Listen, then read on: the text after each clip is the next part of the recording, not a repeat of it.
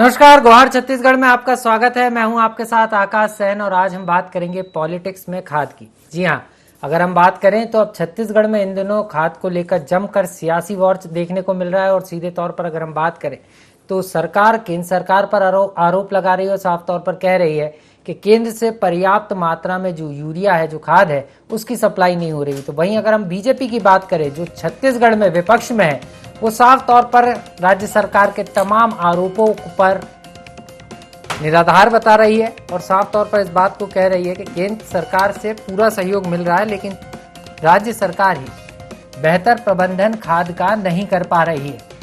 एक तरफ राज्य सरकार जो खाद राज्य में बन रही है उसको जो है किसानों को मजबूर कर रही है लेने के लिए, और दूसरी तरफ अव्यवस्था है खाद को बंटवाने में। यही कारण है कि खाद से किसानों को परेशान होना पड़ रहा है। कुल मिलाकर अगर हम देखें तो अन्नदाता किसान यहाँ पर चिंतित है, उसको खाद नहीं मिल पा रही और इस पर किस तरीके से सियासत गरमा रही है और किस तरीके से आरोप प्रत्यारोप लग रहा है, उस पर हम बात करेंगे, चर्चा करेंगे। लेकिन सबसे पहले सुन लेते हैं इसको लेकर क्या कुछ कहना है बीजेपी और कांग्रेस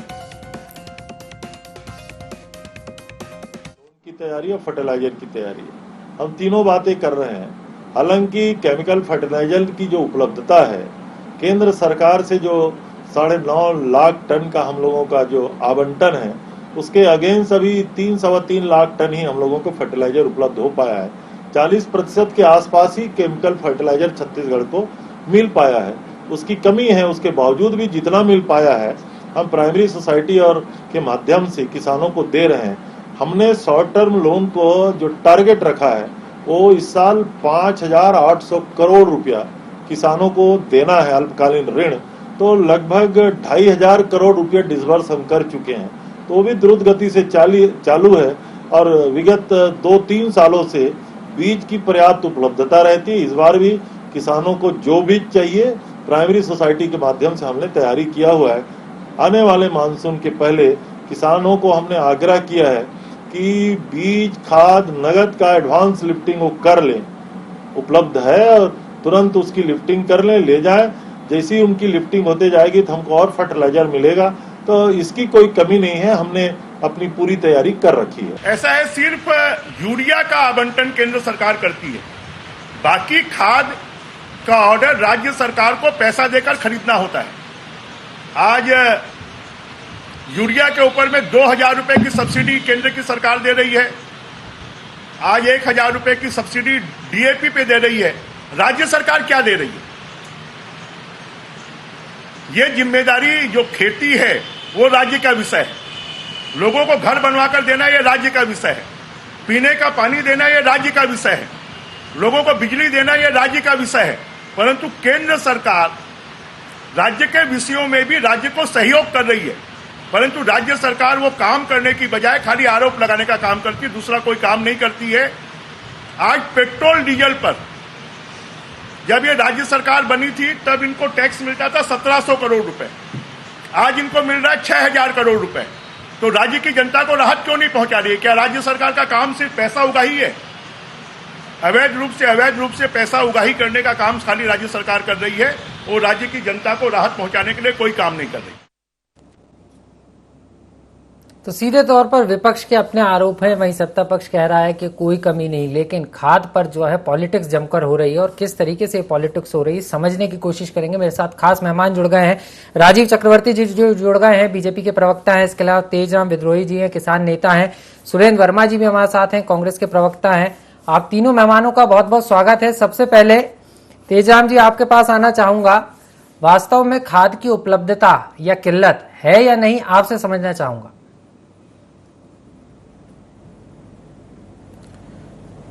जी सेन जी, खाद की उपलब्धता का जो किल्लत है किसानों के सामने, वो हम लोगों ने ग्रीष्मकालीन फसल के समय से हमने देखा है।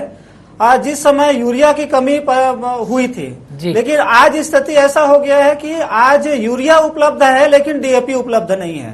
तो हमारा सरकार से यह अनुरोध है कि जो किसानों को urea, DAP, potash, super phosphate, सारे जो प्रकार के जो फर्टिलाइजर्स है वो किसानों को तय समय पर उनको मिलना चाहिए। लेकिन परिस्थिति ऐसा होता है कि जब यूरिया मिलती है तो डीएपी नहीं है और डीएपी मिलती है तो यूरिया नहीं है।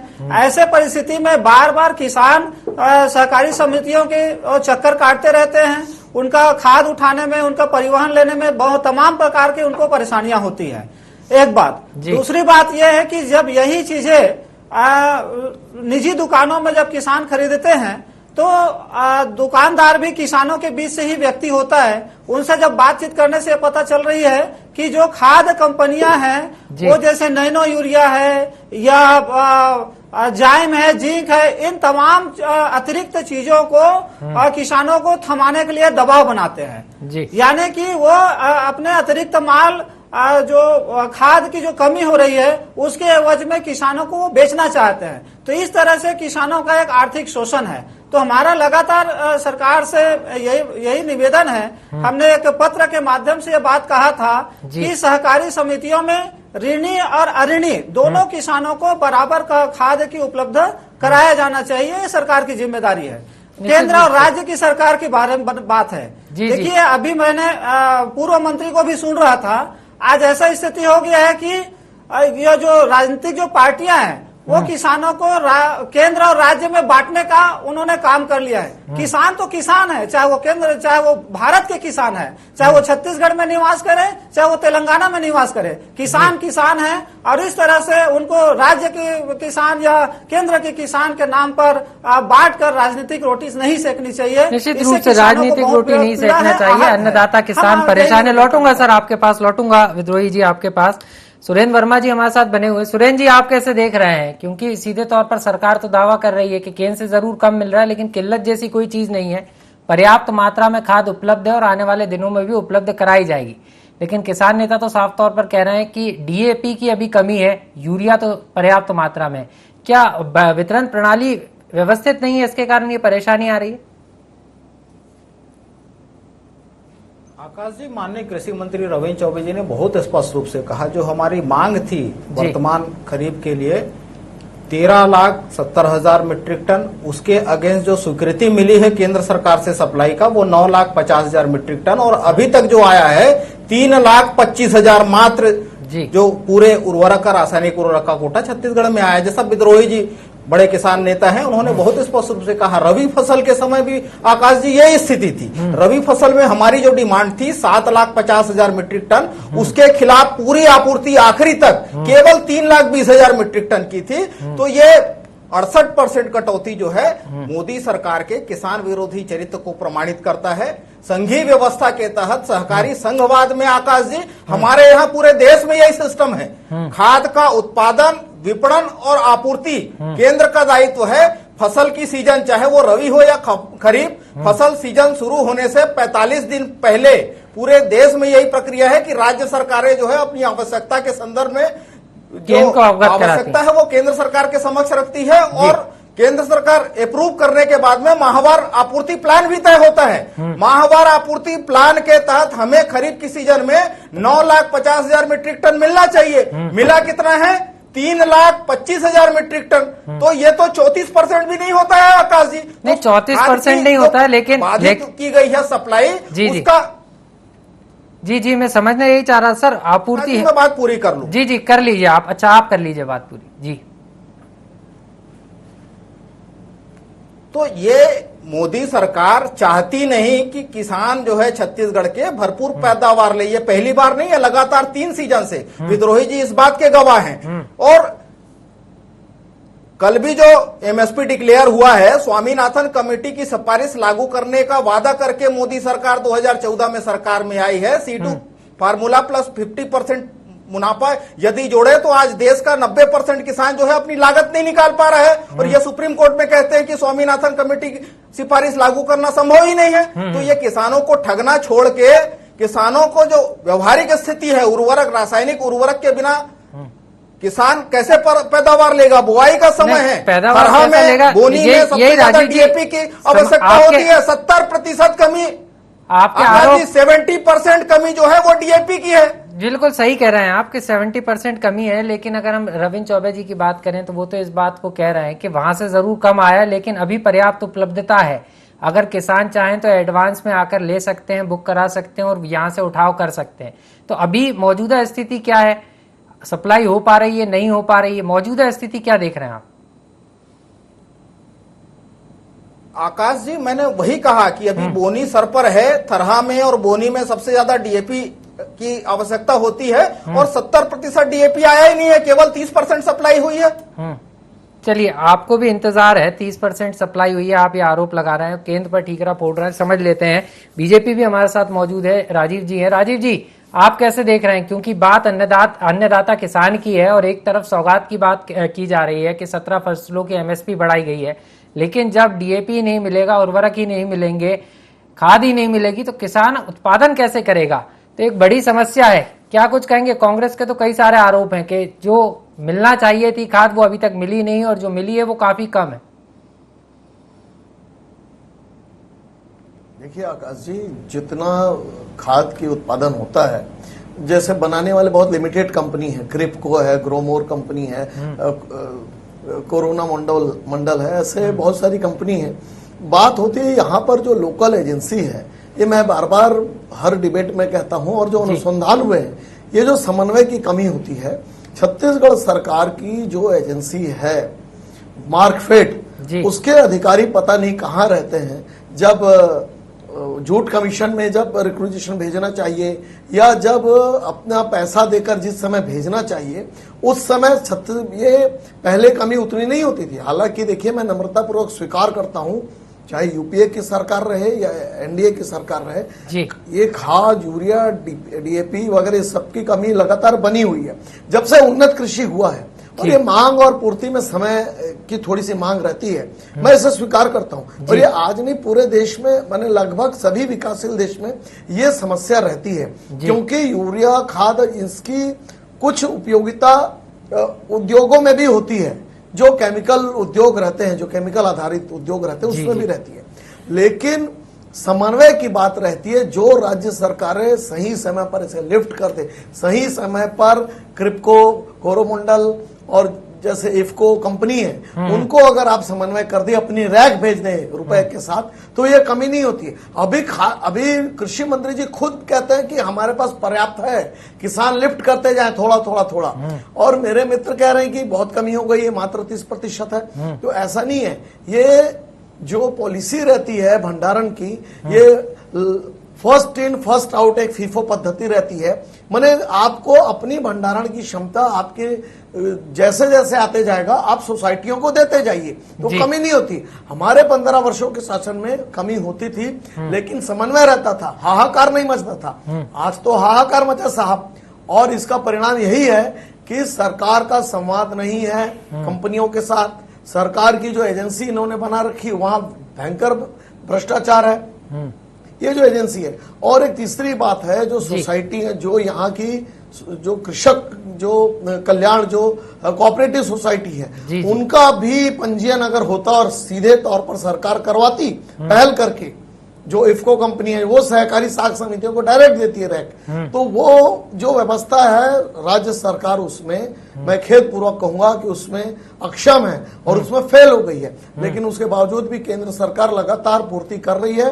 और समन्वय की बात है कि आप मांग और पूर्ति के बीच में सेतु बना के रखिए और देते जाइए। और इस बीच एक बात और आई आकाश जी, कि राज्य सरकार अपना जो गोबर खाद है उसे बेचने के लिए किसानों को मजबूर कर रही है, और उसमें भी कंकड़ निकल रहे हैं। अभी विद्रोही जी बैठे, पूछिएगा क्या गुणवत्ता है।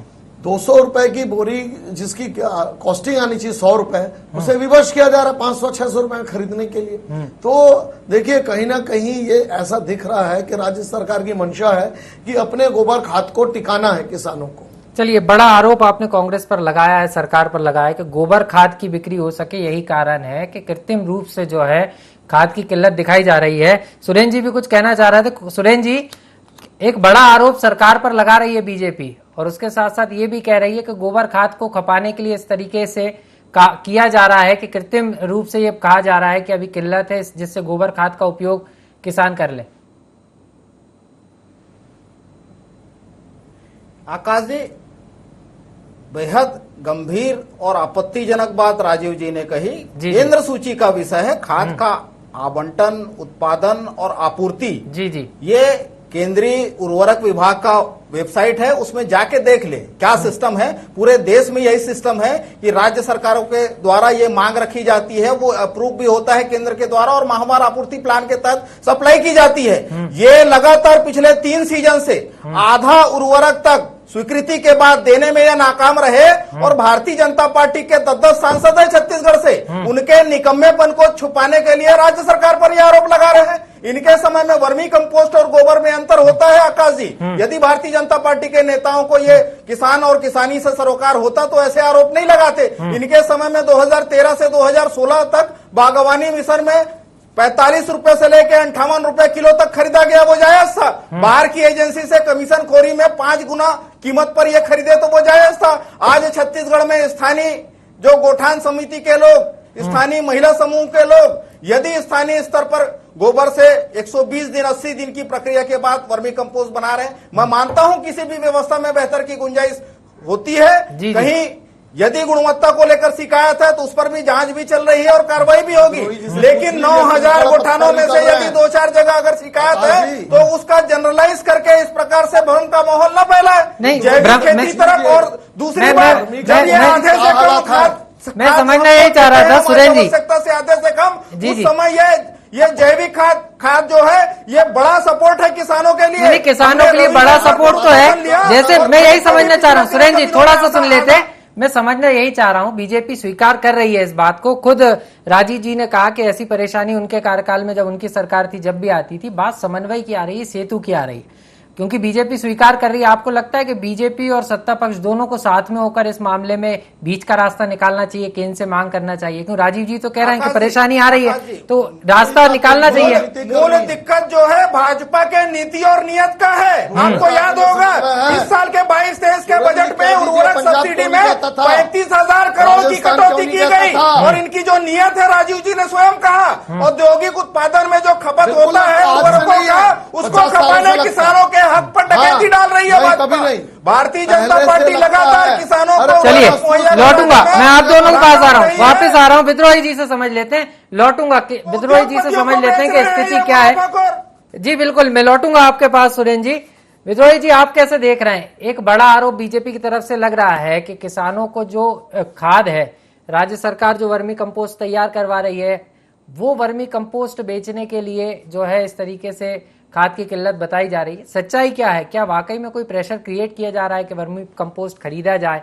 और खाद की मौजूदा स्थिति से आप कितने वाकिफ हैं कि कितनी खाद मिल पा रही है या नहीं मिल पा रही है, या किसान नहीं पहुंच रहे हैं? आप कैसे देख रहे हैं? देखिए आकाश जी, जैसे मैंने कहा कि जो खाद की जो पर्याप्त उपलब्धता जो होनी चाहिए वो अभी भी नहीं है जी। इसलिए वो थोड़े थोड़े रूप में किसानों को बांट रहे हैं। जिनको प्रति एकड़ 2 बोरी डीएपी की जरूरत है, उन किसानों को 1 बोरी ही डीएपी थमाया जा रहा है। और उसके साथ साथ में ये बात सत्य है कि जो वर्मी कंपोस्ट की जो खाद है उसको उठाव करने के लिए दबाया गया है। मेरे पास में वो आदेश की प्रतियां हैं जिसमें सहकारी समितियों को मार्कफेड के माध्यम से ये आदेश निर्देशित किया गया है कि वो वर्मी कंपोस्ट की जो खाद है वो किसानों को उठाव के लिए वो बाध्य करे, वो आवश्यक है।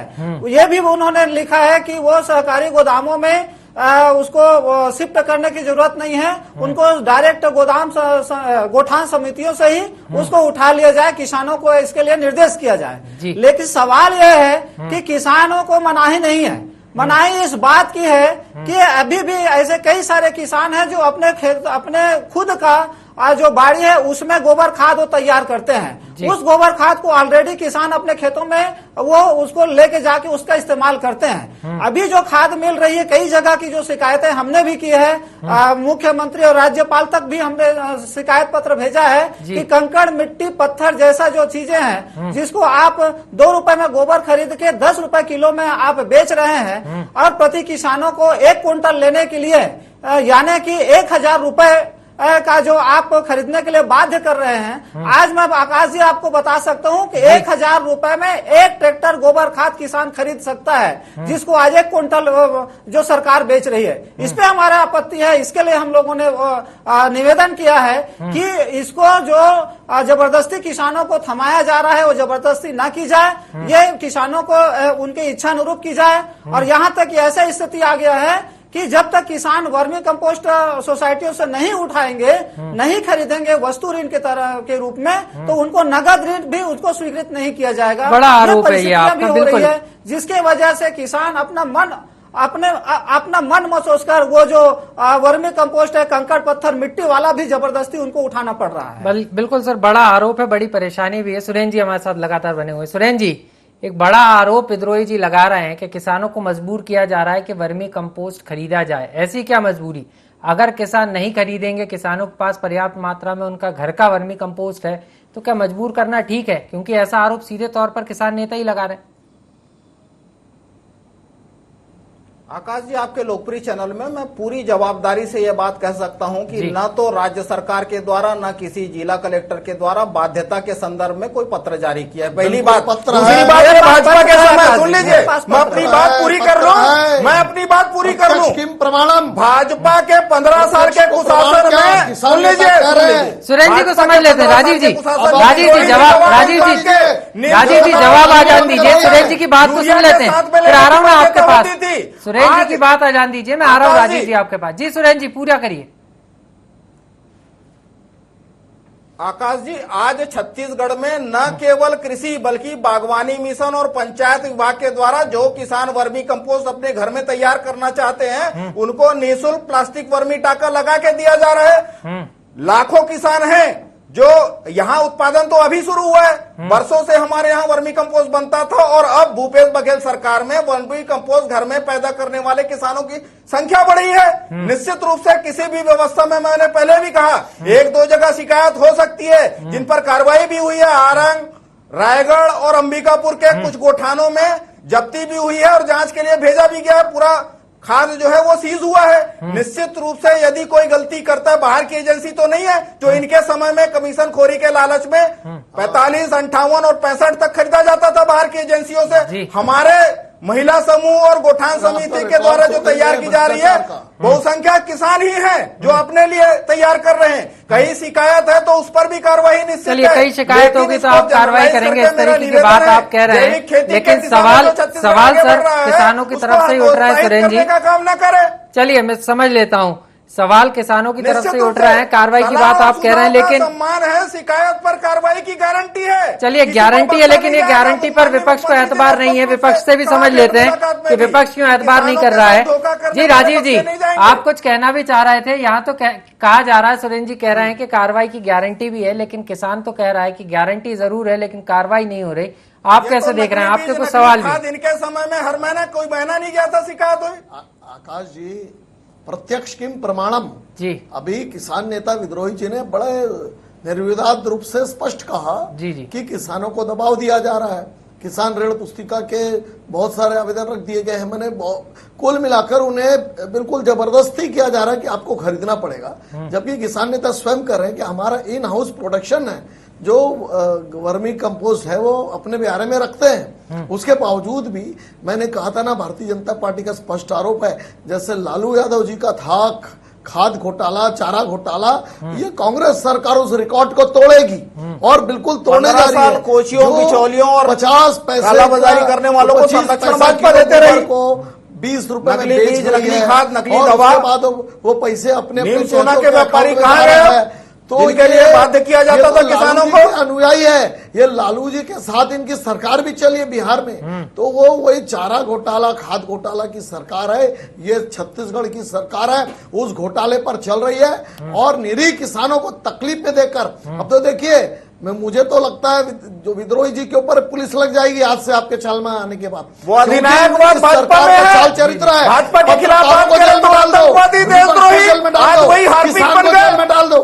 लेकिन विद्रोही जी आप घबराना नहीं, भारतीय जनता शारदा पार्टी जी आपके साथ है। के आरोपी के सारे दाग खुल गए, सरकार के के सारे। चलिए, विद्रोही जी से समझ लेते हैं ना किसानों के साथ कौन है। आप दोनों थोड़ा संयम रखिए। विद्रोही जी से समझ लेते हैं, विद्रोही जी कुछ कहना भी चाह रहे हैं। विद्रोही जी से ही समझ लेते हैं कि किसान किसके साथ है और किसानों के साथ कौन सी पार्टी है। जी विद्रोही जी, दोनों तरफ से आरोप प्रत्यारोप लग रहे हैं, लेकिन आपको क्या लगता है स्थिति क्या है और आप कुछ कहना भी चाह रहे हैं? देखिए आकाश जी, अभी जो भाजपा प्रवक्ता राजीव चक्रवर्ती जी ने बोला कि भारतीय जनता पार्टी और किसानों के साथ है, मैं उनका सम्मान करता हूं, लेकिन सवाल यही है कि 2-3 बातें आपके सामने मैं रखना चाहूंगा। एक तो ये था कि 2015-16 के दौर में वर्मी कंपोस्ट टाका बनाने के लिए किसानों को प्रेरित किया जा रहा था और 12,500 रुपए दे करके जब किसान अपना स्वयं बढ़ा रहे थे 12,500 रुपए में, तो उसको रोक दी गई और उसको एजेंसी को दे दिया गया। वो एजेंसी चले गए